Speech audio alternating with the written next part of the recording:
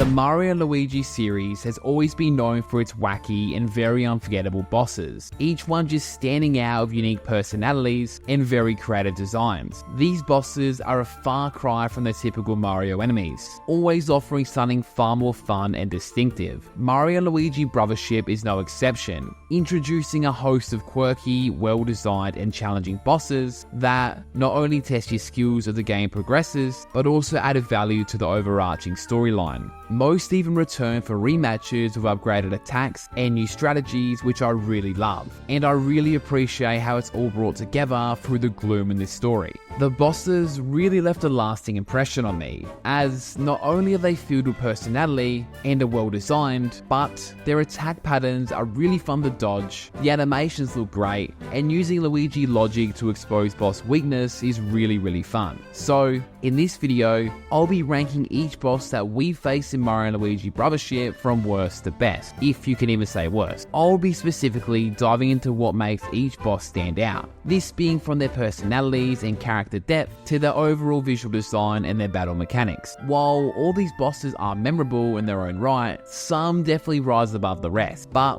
all in all, I actually enjoyed all of these boss battles. I'll also be ranking the glue versions as part of each boss, meaning we'll be ranking a total of 11 bosses. Before we do get started, just be aware that I am giving away a copy of Mario and Luigi Brothership. Simply just be subscribed to be in the running for it, and if you are following over on Twitter or Discord, you'll also get an extra entry. And don't worry, if you do win the giveaway and you already own this game, you'll simply just get a $100 eShop voucher instead. But that's enough yapping, let's take a closer look at each boss and of course see which one comes out on top spot. Let's go! Number 11, the Great Conductor. The Great Conductor in Mario and Luigi Brothership serves as more of a guardian figure rather than a traditional boss, and his encounter with Mario and Luigi really leans heavily into tests of skills and teamwork over sheer difficulty. Set on Conductor Island, his battle plays out in a lush enchanted forest, just surrounded by waterfalls and rivers. It is a stunning serene backdrop that really suits his character's wise and mystical nature. The Great Conductor and, as we learned at the time, assistant Snoutlet actually watch over Concordia, just testing those who seek its power. Through him, players learn that Zokket is actually Cosette under control, and is just being manipulated by a greater evil. This at the time just made me want to keep playing this game more, just to find out about this greater evil. It really just drove me in. The Great Conductor's challenges really actually revolve around Mario and Luigi's teamwork and just memory skills. It starts off by removing your plugs, and you're essentially just left on your own. In one test, he creates several copies of the brothers, just forcing players to pick the real ones or face instant defeat. In another challenge, he just requires Mario and Luigi to perform different bros attacks, and only excellent quality ones actually count. Probably the toughest part about this one is the fact that no repeats are allowed, so if you have been practicing other different bros attacks, you'll certainly be well equipped, and if not, well, you're gonna learn them here. While this may not be the toughest battle in the game, just the overarching storyline really makes it stand out as memorable and also just a character-driven moment in the game. I quite like it. And to be completely honest, I also really like his design as well. Number 10, we ironically have 10. This is actually the second encounter with the Extension Corps and the first proper introduction to Zokket himself. The battle takes place on Desolate Island's lighthouse, where 10 is tasked with dealing with the brothers under Zokket's orders. Zokket's treatment of the Extension Corps really gives us a glimpse into his character, as he never hesitates to disrespect them, even by doing small things like getting their names wrong. This really sets the tone for the gang's overall cocky and rebellious attitude, as they're just trying to impress their master and be like him. In this encounter specifically, 10 really shines with his design. He honestly really reminds me of our Luigi. He's a lanky purple character that looks a lot like a headphone jack, and his personality really comes across as cocky, yet also clumsy. The mechanics of this fight are pretty cool. I specifically like when you have to reflect the purple energy balls with the hammer. It kinda reminds me of the Ganon fights from The Legend of Zelda. The added Snaptors also do add some minor distractions, but if you just focus on 10 exclusively, then it's a pretty easy fight. There's also a second phase of this fight too, but to be completely honest, it's basically just a glorified tutorial on the battle plugs. However, I do like when this fight does finish, we get to see Ten's cocky nature in full swing. He's gloating about his supposed victory, and then just kind of casually flying off cool with a Snaptor, but not really, as you can see him complaining about it grabbing him too hard. So it's quite funny. Overall though, this fight to me personally is more or less about the difficulty, and more just about giving us a glimpse into the Extension Corps overall, and really just setting the stage for bigger and better fights to come. It succeeds in that. Number 9, Mega Snaptor. The Mega Snaptor is a boss encounter near the end of Coins Island, appearing around the midpoint of this game. By this stage, you'll have run into plenty of regular Snaptors across different islands, and you'll have an understanding that they are aiding the Extension Corps by abducting local residents to use as labour for Gloom. So it feels fitting that by the end of this section, you actually face the massive Mega Snaptor atop a Coins Island's rooftops, which really adds to the excitement of this fight. The Extension Corps here just continue to be their usual selves by just sending a Mega Snaptor to deal with the brothers. This giant bird hits extremely hard with its spring-loaded neck,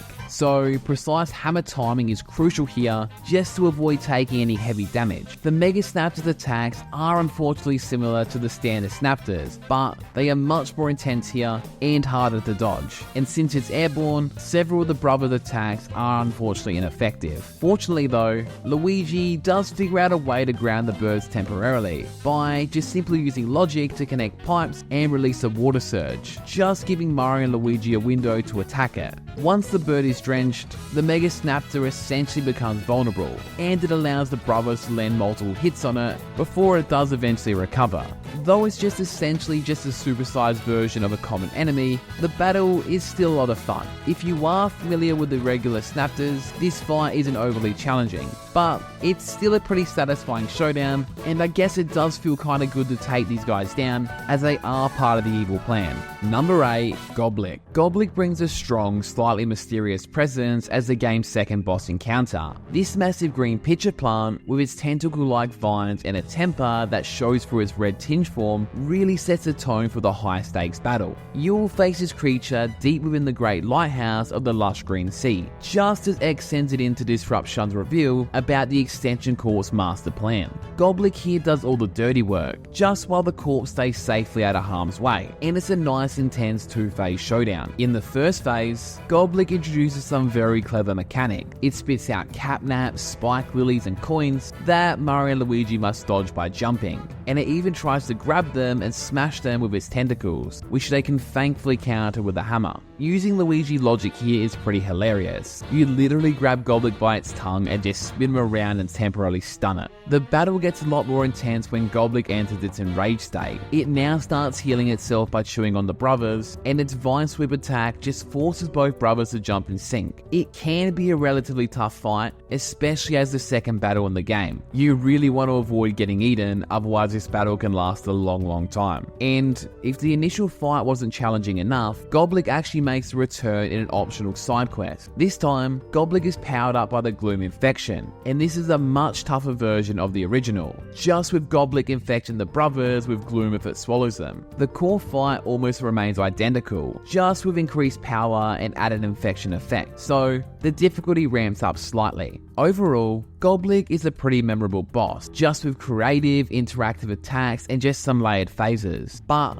the creature itself does lack a bit in personality. It would have been a bit nicer to see some more character development just beyond its role as Zokket's loyal beast. Number 7, Bowser. As Mario and Luigi explore the alternate world of Concordia, they encounter plenty of new faces, both friend and of course foe. Among them is the menacing King Koopa himself, Bowser. The brothers' mission leads them to Way Away Island, where they need a rare fruit to progress. Unfortunately, Bowser has already claimed this territory and isn't too thrilled about their interference. Unlike previous adventures in the Mario and Luigi series, just where teaming up with Bowser was an option, here he's very determined to stop them, and the battle sees Bowser summoning waves of his loyal minions and blasting fire to keep Mario and Luigi at bay. The key here is to focus on Bowser directly, rather than all the minions around. It's a pretty lengthy battle, with a nice visual cue when Bowser glows to signal he's almost defeated. I quite like the original fight. The real challenge for Bowser though comes later in Fortress Zokket, just where Bowser gets caught in one of Zokket's gloom experiments. This was pretty cool. It transforms Bowser into Gloom Bowser, so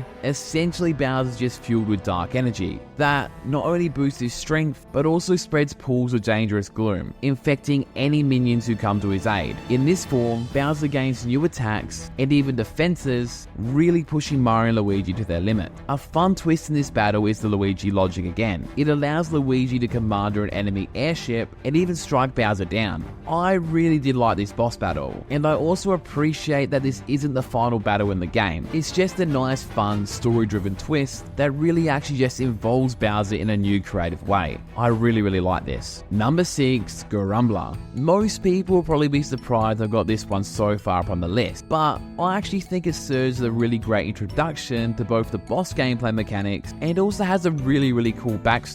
Gorumpla's anger at being ignored and his need for attention really adds a relatable emotional layer and just sets up his personality perfect. Visually as well, his stony appearance with purple-yellow color scheme and of course his spiked collars give him a pretty tough and unique look. The battle itself is straightforward, but I think it's effective for a first boss battle. His attacks probably won't give you too much trouble, just with simple things like the shockwave ground pound and of course the dropping colored block. Using Luigi's logic here for the very first time in a boss battle was also pretty fun. After his defeat is where this boss battle really shines. There's a nice humorous twist with Gorumpla's Aunt Wilma stepping in, almost delivering a pretty tough love speech. This scene pretty much lightens the mood, and it just showcases that Gorumpla's anger actually just comes from his loneliness and the desire to be seen. Later, Gorumbla actually does return, but this time is infected with gloom. His attempts to reconnect with his aunt and family before the infection make this second encounter slightly more tragic. The gloom corruption warps him into a more dangerous foe. The fight retains the same core mechanics, but this time with added difficulty, and this is thanks to the gloom shields and the potential to infect one of the brothers. After being defeated, the story is actually quite hilarious as well. You get to see the real disappointment in Aunt Wilma's eyes, and she was clearly unaware that this was a problem caused by the gloom and wasn't just Gorumbla being a complete idiot. But thankfully Mario and Luigi do step in and just explain the reason. Look, this is one of the more simpler fights in the game, but the emotional stakes and the character development made it pretty memorable to me. Number 5, Sharpcask. Now, this is an intense showdown at the end of the colourful Sea Great Lighthouse. Sharpcask is positioned as this gloomy lighthouse's guardian. He's a powerful, barrel-shaped fortress, just designed to keep intruders out. Zokket and the Extension Corps clearly took no chances here, and it's set in a nice, dark, industrial setting. You know, where all the kidnapped residents are forced to just slaver away for Zokket. Sharpcast's ominous presence really matches this eerie backdrop. We don't know too much about Sharpcast, but the setting really does set the tone and just speaks volumes. Sharpcast isn't just another roadblock, he's a serious step up from Gobblick, with some towering defenses and attacks that make him a real formidable opponent. The battle unfolds on a conveyor belt that Mario and Luigi can manipulate. When Sharpcast retreats into his nearly invincible barrel, Luigi logic lets you stack heavy crates on him. It's a nice, clever, fun mechanic that I actually quite enjoyed, and his barrel roll attack honestly reminds me a bit of Donkey Kong. Sharpcast later returns with a gloom infection as well, and you guessed it, he's an even tougher foe this time around. This time, he's equipped with a Spike Bolt energy shield that nullifies all jump attack. Gloom Sharpcast requires multi-hit bros attacks like Bomb Derby just to break through his defenses. His enhanced form can spread the gloom to Mario and Luigi too, just adding a real sense of danger to the rematch. Overall, Sharpcast fight combines classic gameplay with some fresh mechanics, just making it a more memorable and challenging experience. He really stands out as a true powerhouse in Zokket's army. Number 4, the Extension Corps. At last, Mario and Luigi face off against the chaotic trio of the Extension Corps deep within Fortress Zokket, and they're finally ready to end their reign of trouble. This long-awaited battle is a true standout, as it's the only fight where enemies actually wield battle plugs. It's a nice fitting touch, since these foes originally introduced this concept to us. The Extension Corps, X, Ten and Shun, are Zokket's top henchmen, and have been constant thorns in Mario and Luigi's journey from the very start. Their cocky, over-the-top personalities are really fun to watch. They're kind of delightfully evil, yet their swagger and evil prankster energy make them more amusing rather than just outright menacing. I also like how their designs are essentially just electrical connectors, and their naming conventions being X, 10 and Shun essentially just means extension. I don't know, I found those two things pretty cool. These guys also remind me a lot of Lord Crump from the Thousand Year Door, and I also rate their game extremely highly, so this is a major compliment. This final showdown in particular finally brings all three together in one epic battle, rather than fighting them all individually that we do during the storyline before this. This battle is pure chaos, with each member using their unique attack style and even buffing themselves with different battle plugs every single turn. The plugs in particular grant them some new strengths and exploitable weaknesses, so strategy and timing in this battle is crucial. It's almost like an entertaining puzzle. Just after so many run-ins with this cocky trio, finally getting to go head-to-head with them just feels so incredibly satisfying. The extension quartz brings such a fun villainous energy to the game, and this showdown is the perfect payoff for all the trouble they've caused along the way. It's just an exciting fight, and honestly, I just really enjoyed this trio overall. This takes us to our top 3. Starting off with number 3, we have Pipegunk. This is a very intense boss battle near the game's finale. It's set on Burning Sea Great Lighthouse Island in almost a makeshift lab, where Mario and Luigi face this towering sludge creature with its real glowing eyes and dripping rusted pipe. Pipegunk has a real eerie appearance that just adds tension to the already sinister lab setting. The battle unfolds across lava and ice-filled areas, just with Pipegunk shifting between goo, ice and fire forms. Each phase of course brings new attack, really forcing Mario and Luigi to adapt their strategies to handle the threat. Shun also manipulates the environment using his remote control, so this battle almost becomes both a puzzle and also still a fight. The tide does thankfully turn when Luigi snatches Shun's remote, and he can use Luigi logic just to shift Pipegunk between lava, ice and normal forms, and this can lead to massive damage dealt to the boss. Pipegunk also does reappear as an optional boss in this gloom form later in the game. This time it is now tougher and faster, and it's still set within the Grim Lab setting. This battle is muchly the same, but it is so much harder this time around. This battle is without a doubt one of the game's most intense challenges, and really does offer a rewarding experience just for players seeking a pretty high stakes test of skill. It's not easy. Number 2, Zokket. Zokket is the twisted main antagonist of Mario and Luigi Brothership. He is the brainwashed alter ego of Cosette, and is driven to lead the Extension Corps and the Zokshrew to one purpose, simply resurrecting Reclusa, who is an ancient entity bent on smothering the world in isolation just through the spread of gloom and hatred. Zokket's character really echoes the classic antagonists in my opinion, like Brutus and the Shadow Sirens from the Thousand Year Door. Again, a major compliment. Zokket has a real unsettling design, and it just brings a real aura of darkness. I'm speaking about things like the mask and the top hat, and even just down to the sinister cloak. I really love this. The ultimate showdown with Zokket happens in Fortress Zokket, just as Mario and Luigi think they've dismantled his plans by taking out the Extension Corps, but Zokket isn't going down without a fight. His unique abilities include room warping effects, just like flipping the screen or swapping the positions of Mario and Luigi. It really keeps players on their toes, and to be completely honest, I actually struggled to block attacks in this fight, just because I was too busy navigating the appearance changes. The end of this battle is absolutely epic. Zokket delivers a very haunting message to the brothers, that being, despite all their efforts, it's just simply too late. He then collapses and just sheds his Zokket persona. The victory is also very short-lived. The egg that Zokket has been guarding shatters, and Reclusa emerges, just striking the weakened Cosette and the brothers before making his escape. This bittersweet end to Zokket's arc really just sets up the game's intense finale. It's just a really good story, and also a very fun fight as well.